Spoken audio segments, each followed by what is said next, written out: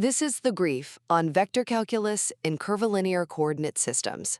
All right, so we're tackling one of the toughest problems in advanced physics. It's all about how to accurately calculate the curl of a vector field. You know, how a field rotates. When you move away from simple straight line grids and into complex systems like cylindrical or spherical coordinates. First, the core analytical structure of the curl formula has to change completely. The simple formula just breaks down, because in a curved space, your measurements literally change depending on the direction. So you get this really complex summation, equation 1.193, which uses things like the Levi-Civita symbol just to correctly map out and keep track of three-dimensional rotation.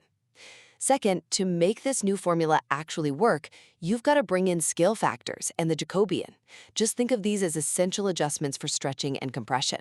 They're absolutely necessary because they account for how distance and curvature are constantly changing across a non-uniform grid, like on a sphere.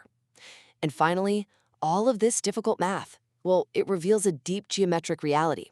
When you visualize the curl in cylindrical or spherical coordinates, you can actually see how the analytical formulas connect to their geometric meaning.